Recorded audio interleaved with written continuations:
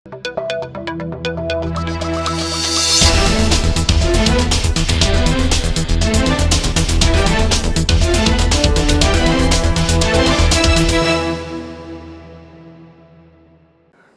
आप देख रहे हैं ग्लोबल भारत टीवी और हमारे साथ हैं देश के जाने माने रक्षा विशेषज्ञ और अंतर्राष्ट्रीय मामलों के जानकार wing commander, former wing commander retired Prafulla Bakshi. Sir नमस्ते। और सर कहानी तो मतलब बातचीत यहीं से शुरू करते हैं कि ईरान में जो सिचुएशन है सर, अभी जैसे राष्ट्रपति रईसी साहब का हेलीकॉप्टर दुर्घटनाग्रस्त हो गया, इसमें लोग तरह तरह का एंगल घुसा रहे हैं, मोसाद, अमेरिका, ये वो। इस पूरे सिचुएशन को आप कैसे देख रहे हैं? देखिए, सबसे पहले तो ईरान का सिचुएशन जानने के लिए आपको ये पता होना चाहिए कि जब ईरान पहले इस्लामिक कंट्री था नहीं, बल्कि जब रज़ा साहब थे, जब शाह ईरान, अभी 70s की बात है, तो नाम मात्र का इस्लाम होता था। बेसिकली वो अपने आप को पूर्वज समझते थे, पर्शियन किंग्स की क्या पूरा समझते थे, जहाँ इस्लाम का नाम नहीं था। पर जब से, और वो अमेरिका के बहुत क्लोज थे, सबसे बड़े एलाई अमेरिका के था ईरान। सारे वेपन्स, तरीके, टेक्नोलॉजी, सब कुछ वहीं का था। और यही नहीं, सारे फैशंस ईरान से स्टार्ट होते थे। वो सारा का सारा धराया रह गया, ठप हो गया जब शरीयत मदारी और खमीनी ने वो इस्लामियत के नाम पर कब्ज़ा किया, शाह को डिस्पोज ऑफ किया, और उसके बाद इस्लाम का जो पर्दा उनके ऊपर पड़ा, उससे अमेरिका से दूरी शुरू हो गई। जब अमेरिका से दूरी शुरू हो गई तो अब ईरान का जो स्ट्रैटेजिक स्टेशन है in the committee of nation में, स्ट्रैटेजिक स्टेशन है, वो अलग होने लगा। अब वो है शिया बेसिकली, और शिया और सुन्नी के अब उसमें आने लगे। इस्लाम में खलीफात की बात चल रही है, तो इनको दूसरे की मुँह पसंद नहीं आ रही, तो ISIS से लेकर और जितने हमास के लोग हैं, ये इत्यादि जो अपने खेल में आना शुरू हो गए, मुजाहिदीन और तमाम टेररिस्ट के तबके जो उभरने लगे, उन्होंने भी बहुत असर डाला ईरान पे। तो ईरान के ऊपर जो अब आ रहा है मामला, अब वो इस्लाम का चैम्पियन बन रहा है। इस इस्लाम जो कि शिया को सपोर्ट करते हैं, उनका चैम्पियन बन रहा है। तभी सबसे उसका ख़तरनाक, उसका जो दुश्मन अब बन गया, वो अमेरिका का बेस्ट एलाई इजराइल बन गया। तो वो, पर एक बात मैं बता दूं, ये सिर्फ उनकी दूरी बन गई थी। जब इराक और ईरान में लड़ाई हो रही थी, इराक और ईरान में जब लड़ाई हो रही थी 78 से 88 तक की लड़ाई, उसमें इजराइल के टेक्नोलॉजी और टेक्नीशियंस जाके उनके बमबारी को ठीक कर रहे थे, उनके बॉम्ब्स को ठीक कर रहे थे, टेक्नोलॉजी को ठीक कर रहे थे, रडार को ठीक कर रहे थे, यानी कि पूरी एड दे रहे थे। वैसे कोई डायरेक्ट संघर्ष नहीं था ईरान और इजराइल में। ईरान और इजराइल का संघर्ष जो स्टार्ट हुआ, वो इस मौके पे स्टार्ट हुआ जब अब गाज़ा में हमास का प्रकोप बढ़ने लगा, और जो पैलेस्टीनियन है, जो रेडिकल एलिमेंट है, उनका प्रकोप बढ़ने लगा। इजराइल की खिलाफत होने लगी, उसके खिलाफ चलने लगे। हमास को ट्रेन करने वाले, हमास को पैसा देने वाले, उनकी टनल्स बनाने वाले, उनके रॉकेट देने वाले और मिसाइल्स देने वाले, और हुतीस को, मतलब अब अमेरिका और अमेरिका के समर्थक ईरान के खिलाफ हो गए। ईरान अब चैंपियन बन गया। और सबसे बड़ी बात यह है, जो अमेरिका का सबसे ज़्यादा बड़ा प्रतिद्वंदी कौन है? चाइना और रशिया। ईरान उनके सब पास आ गया। चाइना ने ऑलरेडी ही ईरान को टेक्नोलॉजी देनी शुरू कर दी थी, सिल्क वर्म मिसाइल इत्यादि 80 से देनी शुरू कर दी थी, 90 से देनी शुरू कर दी थी। तो ईरान अब उनके उस खेमे में आने लगा। तो अब आप देख रहे हैं ईरान का जो मामला है, वो इधर लीडरशिप ले रहा है। पाकिस्तान सुन्नी देश है, तो उसके साथ खिलाफत की बात आ रही है, पर भारत के क्लोज रहा है ईरान, तो भारत के साथ लेन देन भी है, ईरान का सब कुछ है। चाइना उसको सपोर्ट कर रहा है। इतनी विचित्र गेम है, चाइना हमारा दुश्मन है पर ईरान का दोस्त है। फिर उधर देखिए इजिप्ट वगैरह अब ईरान के साथ में सिर्फ मुँह ज़बानी बात करते हैं, वो उनके साथ में नहीं है। तो ईरान का जो और बाकी जो अटैक हो रहे हैं ईरान के ऊपर जो हो रहे थे, जो इजराइल ने किया, उसके 5 कंट्री ने सपोर्ट किया, इंक्लूडिंग सऊदी अरेबिया, इंक्लूडिंग कतार, including Egypt, including Spain, including America, ये सब ने सपोर्ट किया। ईरान की मिसाइल्स गिराई, ये सब कुछ गिराया। तो इस एरिया के अंदर अब जो ईरान जो है वो चाइना और रशिया के खेमे में है, अमेरिका के जितने इंटरेस्ट हैं उसके अगेंस्ट है, इजराइल के अगेंस्ट है। ये ईरान की अभी करंट सिचुएशन है। और इस करंट सिचुएशन में अभी रईसी साहब का हेलीकॉप्टर जो क्रैश हुआ है, जिसकी आप बात कर रहे हैं, अब हम देखेंगे, अब डिस्कस करेंगे कि उस क्रैश के कई क्या कारण हो सकते हैं, किसने क्रैश कराया। क्रैश तो बहुत हुए हैं, अभी होते रहे हैं, क्रैश होते भी हैं। और आप हेलीकॉप्टर, मैं एक्सीडेंट इन्वेस्टिगेटर हूं, तो आप मेरे से कोई क्वेश्चन पूछ लीजिए, मैं बताऊंगा। हाँ, सबसे ज़रूरी कि प्रफुल्ल सर जो हैं जब एयरफोर्स में थे, तो सर आप एक्सीडेंट इन्वेस्टिगेटर थे? मैं फाइटर पायलट भी था, एक्सीडेंट इन्वेस्टिगेटर भी था। तो मतलब फाइट एयरक्राफ्ट में एयरक्राफ्ट एक्सीडेंट इन्वेस्टिगेटर है ना। क्या दिक्कत है एक्सीडेंट के बाद, क्या हुआ था, इन्वेस्टिगेशन कैसे की जाती है, कि मतलब ये पूरी कहानी आपको पता मेरे को पता है। मैंने इसी के एक्सपर्ट कम से कम 32 इसी के एक्सपर्ट थे आप। मैं ये समझना चाह रहा हूँ, ये जो रईसी साहब का हेलीकॉप्टर क्रैश हुआ, ये अजरबैजान में हुआ। अजरबैजान इजराइल का भी दोस्त है और ईरान का भी दोस्त है। इजराइल ने भर भर के हथियार भेजे हैं उसको अजरबैजान अर्मेनिया के लड़ाई में। ये बताइए सर कि ये जैसे हेलीकॉप्टर क्रैश तो अपने आप भी हो सकता है, 60s का हेलीकॉप्टर ये लोग बेल 212 उड़ा रहे थे। ह्यूई कोबरा का मॉडल है जो वियतनाम की लड़ाई में काम आता था, जो माई लाई के मैसेकर में यही काम आया था। और पार्ट्स इनको अमेरिका देता नहीं है, तो मेंटेनेंस तो क्या हो रही होगी, फिर कैसे मेंटेन करते होंगे ये लोग? ये बड़ा मुश्किल था। ईरान की जो मेंटेनेंस है जहाज़ की, बड़ी जिसको पुअर स्टैंडर्ड की हो गई है। उनके पास जहाज़ पुराने हैं, उनको मेंटेनेंस पे शक की फाइटर जेट्स भी पुराने हैं सर। फाइटर जेट्स भी नहीं, अब रशियन ओरिजिन के भी फाइटर आ गए हैं, बट पुराने भी ये उड़ा रहे हैं। हाँ सर, ये पुराने भी उड़ा रहे हैं। इनके पास Su-24 है और Su-24 भी है, 17 उड़ा रहे हैं। JF-17 भी वो जो चाइना के साथ बना है, पर उनके वो पुराने टॉम कैट्स भी हैं। हाँ है सर, वो भी हैं। तो सब कुछ है। तो कहने का मतलब है कि जो उनकी जो लड़ाई की लड़ने की शक्ति पे ज़्यादा हम टिप्पणी नहीं कर सकते। हमें इतना पता है कि उनकी अपनी जो एविएशन के मामले में वो इतने अग्रसर नहीं हुए, हालांकि वो अपना भी बना रहे हैं। वो भी सर एज ए इन्वेस्टिगेटर, आप जैसे जो रोल था आपका एयरफोर्स में, उस लिहाज से हमारे दर्शकों को बताइए कि जो हेलीकॉप्टर क्रैश है उसमें क्या क्या संभावनाएं हैं? क्या खुफिया तंत्र भी इन्वॉल्व हो सकता है या नॉर्मल क्रैश की तरह इसको देखना? जब किसी भी क्रैश की, चाहे हेलीकॉप्टर चाहे एयरक्राफ्ट, जब क्रैश होता है तो उसका प्रोसीजर एक होता है और उनके मेन कॉलम्स होते हैं। आप चाहे पहले इन्वेस्टिगेट करते हैं, क्रैश हुआ है उसके पहले डॉक्यूमेंट्स देखते हैं कि भाई कब फ्लाई किया था, क्या खराबी थी, कौन कौन सी खराबी निरंतर हो रही है, उसके पार्ट्स कब बदले गए थे, मेंटेनेंस कब हुई थी, अगला मेजर कब ड्यू है, ये सारी की सारी चीज़ें। और ख़ास कोई इन दिनों में कोई खराबी थी जो निरंतर हो रही थी, वो भी देखते हैं। फिर उसके बाद में ये सारा कुछ देखने के, डॉक्यूमेंट देखने के बाद, पायलट के बारे में पता करने के बाद, उसकी मेडिकल रिपोर्ट्स करके देखा कि वो भी कैसा था, क्या था उसका तजुर्बा वगैरह, वेदर तजुर्बा सौटी के लायक था कि नहीं था, ये भी देखते हैं। फिर वो देखते हैं, जाते हैं क्रैश साइट पर। क्रैश साइट पर जाते हैं वो, और उसके कई तरीके होते हैं देखने के। मतलब कि अगर आपका जहाज़ किस तरीके से टच डाउन किया है, वो क्या वर्टिकल टच डाउन करा तो उसका स्प्रेड जो होता है अलग होता है, जो स्लांट टच डाउन करता है उसका स्प्रेड फैलता है। उसके प्रोपेलर किस तरीके से मुड़े हैं वो पता चल जाता कि क्या एंगल था, क्या आरपीएम था, आग किस प्रकार की फैली उससे पता चल जाता है, या फ्यूल की आग थी या बैटरी की आग थी या कोई और थी, या एक्सप्लोजन था अंदर, वो भी हो सकता है। और साथ में आपको फ्लाइट डाटा रिकॉर्डर मिल जाता है।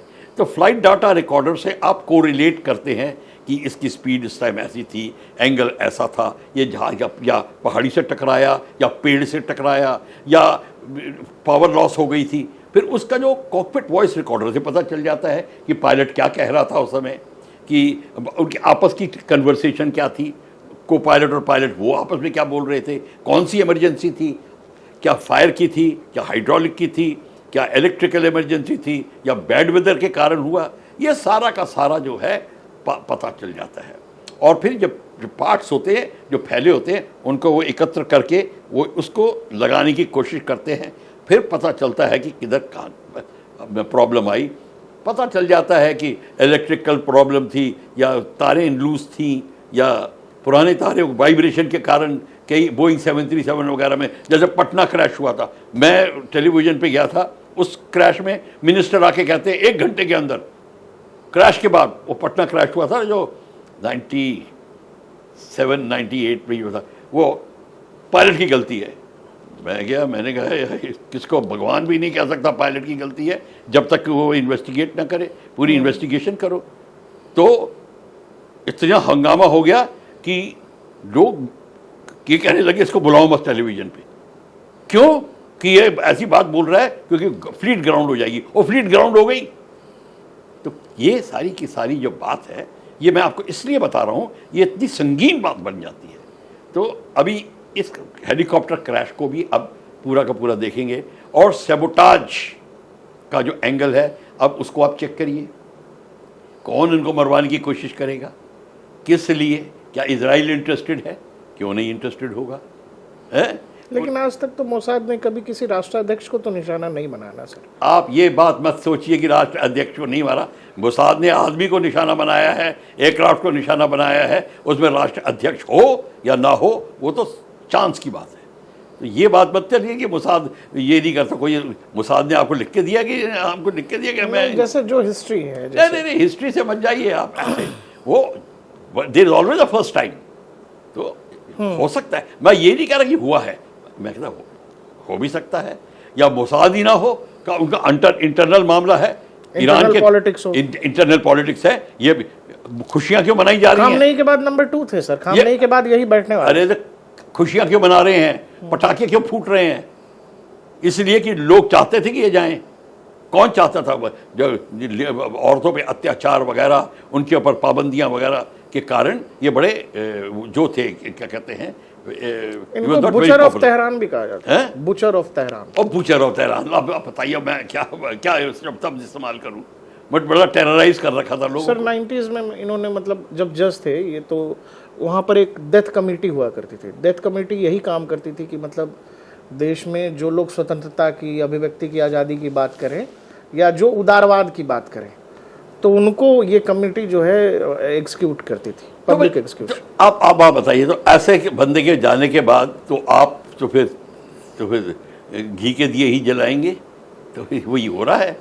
तो मैं ये नहीं कह रहा कि होना चाहिए नहीं होना चाहिए, पर कई चीज़ें होती हैं क्रैश में, पर सैबोटाज बड़ा इंपॉर्टेंट होता है। हमारी हर एक इंक्वायरी में सैबोटाज एंगल चेक किया जाता है, जरूर उसको चेक जरूर किया जाता है, मतलब सीधे इग्नोर नहीं कर सकते। चाहे एक कैडेट का भी क्रैश हो उसको भी चेक किया जाता है, उसको रूल आउट करिए। तो सर वहाँ जो क्रैश साइट होगी अजरबैजान में, अच्छा, वो वहाँ एयरफोर्स की भी टीम पहुंची होगी। क्रैश साइट की बात करिए। अब क्रैश साइट है पहाड़ पे, अब वो किस तरीके से, हेलीकॉप्टर में ये होता अगर इंजन फेल भी हो जाए, रोटर फेल हो जाए, टेल रोटर, तो जो हेलीकॉप्टर है ऑटो रोटेट करके फोर्स लैंडिंग कर सकता है, पर उसको वो जगह मिली कि नहीं मिली। स्लोप में पहाड़ी है, पत्थर है, पेड़ है, वो है, थोड़ा बैड वेदर लोग कह रहे थे, बादल वगैरह है, पर ऐसी कोई बात नहीं थी। पर ये सारा का सारा मामला है, तो इसीलिए उसका फैलाव दूसरा होगा और बचने के चांसेस बिल्कुल नहीं होते। शायद एक बचा था 3 घंटे के लिए, ये खबर आई है। ब्लैक बॉक्स हेलीकॉप्टर में भी होगा, हेलीकॉप्टर में भी होता है, हर एक में नहीं होता, हर एक कहीं होता है। रशियन ओरिजिन की, अमेरिकन ओरिजिन की, अब हेलीकॉप्टर में भी रखते हैं। और कॉकपिट वॉइस रिकॉर्डर, फिर ATC से बात हुई है और किसी से बात हुई, 3 जहाज़ थे ये, तो तीनों जहाज़ भी ये सेंटर में थे। ये जब चले गए तो दूसरे उनको ढूंढ रहे थे, फॉर्मेशन में 3 जहाज़ थे ये लोग, तो बाकी भी उनको ढूंढ रहे थे। तो उनकी आपस में बातें हो रही थी, कॉकपिट वॉइस रिकॉर्डर मिल जाएंगे, उनके कॉकपिट वॉइस रिकॉर्डर, बाकी जहाज़ों के कॉकपिट वॉइस रिकॉर्डर भी चेक होंगे। ये सब चेक होगा। इन सब को चेक करने के बाद में ज़मीन पे जाके चेक करेंगे, फिर इनके साथ में लेटेस्ट क्या था, सामान किस किस का सामान था, कौन कौन बैठे थे, किसको बैठना चाहिए था वो नहीं बैठा, किसको नहीं बैठना चाहिए था वो बैठा, ये सारा का सारा भी देखा जाएगा। सामान किसने चेक किया, क्या लोड हो रहा था, लोड मास्टर ने कौन सा लोड किया, ये सब देखा जाएगा। सर 3 हेलीकॉप्टर थे और फॉरेन मिनिस्टर और राष्ट्रपति दोनों एक ही हेलीकॉप्टर में बैठे। वो क्यों डिस्कशन करना चाहते होंगे, वो बैठ गए होंगे। सर एक चीज बताइए, और बीच में कोई तो नहीं था जिसने अंदर सुसाइड बॉम्बर बन के काम किया, ये भी नहीं हो सकता है, गॉड नोस। तो ये सारा का सारा इन्वेस्टिगेशन से पता चलेगा। ये कहना बहुत गलत होगा कि यही हुआ है। रशियन विदेश मंत्री लैवरोव ने ये कहा कि अमेरिका इसके पीछे है। हम सीधा इसीलिए ये कह रहे हैं कि अमेरिका ने पार्ट सप्लाई रोक दी जो सैंक्शंस हैं ईरान पर, और इसी वजह से वो रईसी साहब के साथ ऐसा हुआ। इस बात में दम लग रहा है आपको? नहीं, ऐसी बात नहीं है। देखिए, अगर एयरक्राफ्ट का ऐसा मामला है कि एयरक्राफ्ट फ्लाई नहीं करने लायक है और उसमें सब स्टैंडर्ड पार्ट लगाना है, तो नहीं लगाएंगे और कोई जहाज ले आएंगे, बाहर से मंगा लेंगे या भाई और किसी मीन से चले जाएंगे। लेकिन सर एक चीज़, जैसे आप लोग ज़्यादा समझते होंगे कि ईरान के राष्ट्रपति हैं और वो इतना पुराना हेलीकॉप्टर, जबकि उनके पास MI-17 जैसा ऑप्शन था, फिर भी क्यों चल रहे होंगे लोग फ्लीट में अब तक इस्तेमाल? वो नहीं ले जाना चाहते होंगे MI-17, उनकी भी अपनी चॉइस होगी, उसकी अपनी चॉइस होगी। ये मनूरिंग में बहुत अच्छा होता है ये जहाज़। अच्छा, हाँ, कई लोग MI-17 पसंद नहीं करते। हमारे यहाँ पे भी MI-17 पसंद करने वाले भी बड़े लोग थे, आपको पता होना चाहिए। वो जो स्कैंडल हुआ था अगस्ता वेस्टलैंड में, नहीं जी ये ऐसा है, अनकंफर्टेबल है, खड़ा नहीं हो सकते, हज़ार बातें, हम लोग VIP हैं, कैसे ट्रैवल करेंगी, इत्यादि इत्यादि। सर ये आपको लग रहा है कि रईसी साहब का जैसे भी दुर्घटनाग्रस्त विमान हुआ, इसके बाद मिडिल ईस्ट में ये सारी चीज़ें और एस्केलेट होने जा रही हैं कि मामला केवल दुर्घटना मान के लोग रह जाएं? क्योंकि दुनिया भर के आर्टिकल्स, तरह तरह के आर्टिकल्स, मोसाद, CIA, KGB सब हो रहा है। अभी देखा जाएगा इनका रिप्लेसमेंट का पॉलिसी क्या होती है, वो क्या स्टेटमेंट बनाता है। ईरान को अपनी स्थिति पता चल गई है। अब ईरान को अब ये भी देखना होगा कि जो अगला लीडर आ रहा है उसके चाइना के साथ में क्या रिलेशन है, चाइना कहाँ तक सपोर्ट करने को तैयार है। बेसिकली चाइना और रशिया सपोर्ट करेंगे तभी बात बनेगी। और इसीलिए और सबसे बड़ी भूमिका होगी भारत जैसे देश की। भारत जैसे देश का क्या रवैया है, भारत की लीडरशिप क्या कहती है, क्योंकि हमारी जो भारत की जो मानता है और उसकी आवाज़ में जो वज़न है वो बहुत है। तो ये बड़ा अभी डिपेंड करेगा हमारे सर। लेकिन जैसे चाइना के पास तो मनी पावर है और रशिया मान लीजिए मसल पावर। इंडिया, जहाँ पर रशिया तो ठीक है जी हमारा दोस्त है, लेकिन रशिया हमारा दोस्त है, चीन का भाई है। वो दोनों भाई हैं वैचारिक रूप से, वो दोनों होंगे टेबल पर, और हमारा इंटरेस्ट है ईरान में। अभी चाबहार हुआ है और कहते हैं कि उसमें रईसी साहब का बहुत बड़ा रोल है। प्राइम मिनिस्टर मोदी और रईसी साहब का बड़ा रोल रहा कि चाबहार हो गया, अमेरिका के नाना करते हुए भी हमने कर लिया। अभी रईसी साहब नहीं हैं। आपको लग रहा है कि वहाँ दिक्कत होगी, क्योंकि अब चाइना बहुत एग्रेसिवली खेलने के लिए खुला मैदान है उसके पास ईरान में? देखिए, आप जो बात कह रहे हैं ये काफ़ी हद तक सही हो सकती है कि अब रईसी साहब के जाने के बाद कौन जो आता है उसका चाइना के साथ में क्या रिलेशन है। पर जो पूरा ईरान है और ईरान की जो के लोग हैं, जो ईरान के जो बेसिक जो एवरेज जो आदमी है, वो भारत के साथ में बहुत क्लोज है। ईरान और भारत की दोस्ती सिर्फ पॉलिटिकल नहीं है, वो मैत्री लोगों में है, तिजारत में है, लेन देन में है। तो इसको इस तरीके से आप नकार नहीं सकते। और कोई हमारे में बॉर्डर का झगड़ा नहीं, कोई ऐसी बात नहीं जो हिंदुस्तान, पाकिस्तान और चाइना के साथ में है। तो इस सब को मद्देनज़र रखते हुए आप देखेंगे कि इस बात को कि ईरान की दूरी भारत से इतनी जल्दी नहीं होगी। जो चाबहार में जो चाइना है इंटरेस्टेड है, वो नहीं चाहता हमारे को मिले। वो गदार में है, हब्बनतोता में है, कच्चू वेतू में घुस गया है, कोको आइलैंड में है, और POK में जो चाइना पाकिस्तान इकोनॉमिक कॉरिडोर है ही। तो चाइना हैप्पी नहीं होगा। अब देखना पड़ेगा कि अब क्या नीति बैठती है, या अगले 1 हफ्ते 10 दिन में जो होगा ये आपको पता करेगा कि कहाँ ऊँट किस करवट बैठ रहा है। आपको ये लग रहा है कि ईरान इस हैसियत में या इस उसमें है कि गाज़ा को लेकर वो इजराइल पर कोई मेजर एक्शन करने की कोशिश कर सकता है? कौन सा एक्शन? मेजर एक्शन कर सकता है कुछ? मेजर एक्शन क्या? न्यूक्लियर? न्यूक्लियर तो है नहीं सर। भूल जाइए, मेजर एक्शन करने की ईरान में हैसियत नहीं, इसलिए कि लैंड बॉर्डर नहीं मिलता और इनके पास एयर पावर एकदम नहीं है क्या सर? ये है, पर वो ऐसी एयर पावर नहीं है जो कि इतनी दूरी पे 1900-2000 किलोमीटर की दूरी पे जाके आप कर सके without air to air refueler, और आप अटैक कर सकें। और क्या, और अब देखिए ऐसा मुझे पता है, फाइटर एयरक्राफ्ट, एक आप बॉम्ब लेके जाएंगे, 4,000 पाउंडर बॉम्ब भी ले जाएं, 2000 कितना है, 2 घर तोड़ेंगे, 3 घर तोड़ेंगे, क्या उससे थोड़ी जीत नहीं होती? एरियल बॉम्बिंग से अभी तक किसी भी कंट्री की जीत नहीं हुई है। वियतनाम को देख लिया आपने, बर्लिन में देख लिया, डेस्टिन, ब्रेमेन, कहीं भी, लंदन, जब तक आपकी फौज नहीं जाती आपकी जीत नहीं होती। हाँ, एयर पावर अगर ना है, नहीं है, तो हार मुकर्रर है। अगर एयर पावर नहीं, जैसे पाकिस्तान की एयर पावर खत्म हो गई थी बांग्लादेश में, फिनिश। लोंगेवाला में उसकी एयर पावर नहीं थी, खत्म। तो जहां एयर पावर नहीं है वहां तो आपकी मौत मुकर्रर है। पर आपको जीत करने के लिए आर्मी की होना जरूरी है, तो इसलिए आर्मी उनकी पहुंच नहीं सकती। क्या अगर सीरिया क्रॉस करेगी, किस किस कंट्री को क्रॉस करेगी, कैसे करेगी? और कोई इजराइल की एयर पावर बहुत सुपीरियर है। किसकी? इजराइल की। इजराइल की एयर पावर बहुत सुपीरियर है ईरान से। वो तो जो चाहते हैं आपको बताइए ना, 7 कंट्रियों के साथ इकट्ठा लड़ा था, तो फिर तो सर आप ये देख रहे हो कि अब पूरी तरह से एंटी वेस्ट हो जाएगा परमानेंट। ये तो पूरा ग्रुप ही वही है, नॉर्थ कोरिया भी है इस ग्रुप में।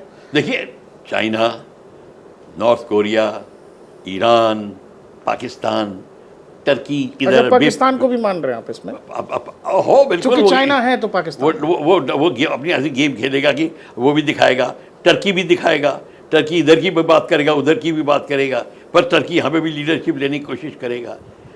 तो ये सारा का सारा ये है, गेम खेलेगा। देखिए, बोलने में क्यों शर्माते हैं, ये बेसिकली जिहाद है, जिहादी वो क्रूसेड है।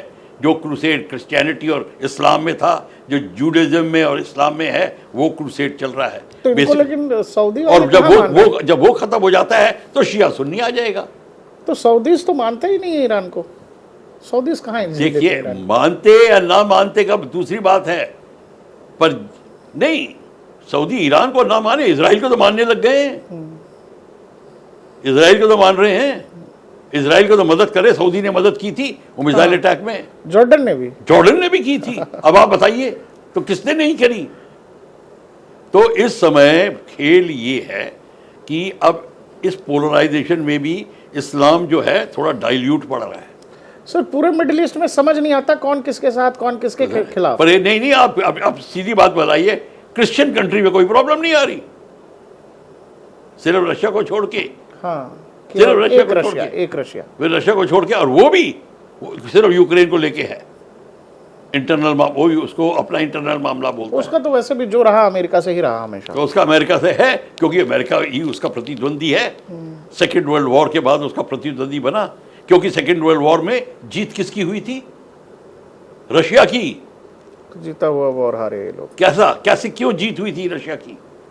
ये बड़ा बताना मुश्किल है, लोग नहीं बता पाते, क्योंकि बर्लिन में उसने अधिकार किया जाके। इन्होंने माफी घुटनों के बल टेक के जगह मांगी थी एलाइड फोर्सेस ने। पहले तो एंट्री रशिया की हुई थी, बर्लिन पे तो उसने कब्जा किया था। यहां तक कि एक टाइम ये भी आया था कि एलाइड फोर्स, जर्मनी ने एलाइड फोर्सेस को अपने सारी ट्रांसपोर्टेशन दे दी, जहाज दे दिए कि तुम पहले पहुंचो, रशिया को बताने दो। अमेरिका की एंट्री से खेल बिगड़ गया सर, लेट एंट्री हुई अमेरिका की काफी। अमेरिका की लेट एंट्री हुई, अमेरिका ने जर्मनी को उठने नहीं दिया, और बड़ी कई चीजें हुई इसमें। और फिर रशिया की खिलाफत हुई, वॉर्सो पैक्ट कंट्री बन गई, नेटो बन गई। नेटो तभी तो पैदा हुई, और फिर कोल्ड वॉर स्टार्ट हो गया। सर, हम लोगों ने पूरा मिडिल ईस्ट समझा है। आपसे एक चीज़ मुझे बताइए कि भारत चीन, भारत पाकिस्तान, चीनी बॉर्डर पे भी बहुत हलचल है, वहाँ मेजर बिल्डअप हो रहा हो और चीनी आर्मी का लगातार पीएलए का वहाँ बहुत ज़बरदस्त मूवमेंट है। भारत भी लगातार ये लद्दाख के बॉर्डर पे अपनी सेना को मजबूत कर रहा है। क्या आपको ये लग रहा है कि चीन कुछ करने की